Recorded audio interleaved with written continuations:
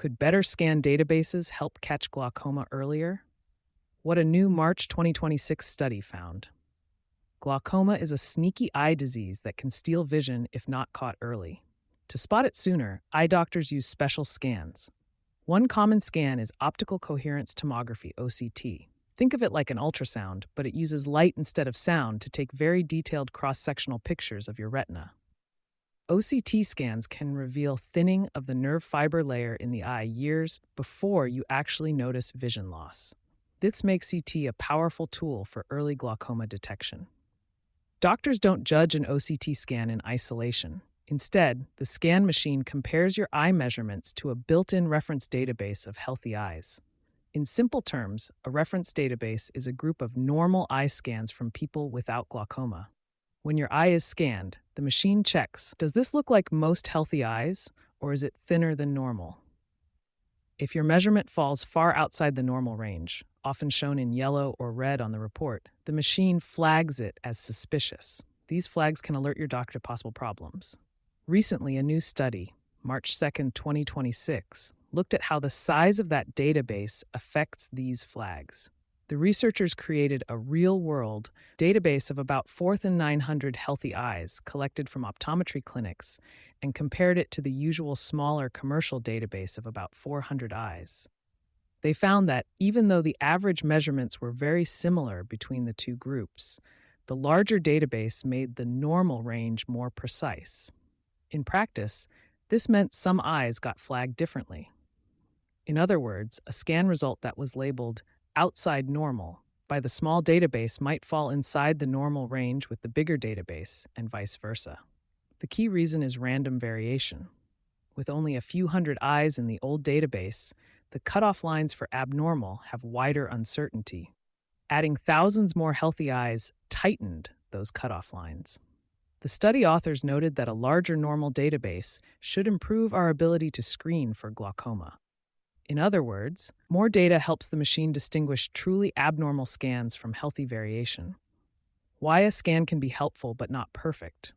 An OCT scan is very helpful because it shows the tiny layers of tissue at the back of your eye in great detail. Changes in those layers often appear years before vision problems. That's why OCT can flag glaucoma earlier than some other tests. However, no scan or test is 100% perfect by itself. OCT scans can be fooled by factors unrelated to glaucoma. For example, people who are very nearsighted, myopic, often have naturally thinner nerve fiber layers. One recent study found that myopic eyes can mimic glaucoma damage on an OCT scan, even when there's no actual disease. Other issues like cataracts, dry eyes, or even slight head tilt can affect the image. Also, OCT machines belong to different manufacturers and use different reference data, so results can vary slightly from one device to another. Because of these factors, eye doctors never diagnose glaucoma with one scan alone. The diagnosis usually combines multiple pieces of information: your eye pressure, optic nerve exam, visual field tests, and OCT results. In fact, glaucoma specialists emphasize that there is no litmus test for glaucoma, meaning no single test definitively proves it. They need agreement across several tests to reach a confident diagnosis. This means a flagged OCT scan is a helpful clue, but doctors always look at the whole picture. Could this reduce false alarms or missed cases? A bigger reference database could help reduce false alarms, healthy eyes flagged as abnormal, and missed cases, glaucoma eyes flagged as normal. With a larger normal database, the study found that the cutoff values are more accurate and stable. Imagine a healthy eye that's just a bit thinner than average. In the small database, it might fall below the cutoff and raise an alarm. In a larger database, the cutoff line might shift so that eye is recognized as still within normal limits. This means fewer healthy eyes get wrongly labeled as suspicious. Conversely, if an eye truly has early glaucoma changes, a more precise normal range might help catch it. In the study, some glaucoma eyes that slipped under the radar with the smaller database were flagged by the larger one. In fact, using the real-world data of nearly 5,000 eyes gave doctors more accurate cutoff values of healthy eyes. Having tighter confidence bands around these cutoffs also helped identify the lowest 5% and 1% of normal measurements more reliably. In practice, that could mean catching real disease earlier. Overall, experts say the larger database enhances reliability of the scan results and refines identification of outliers in the normal distribution.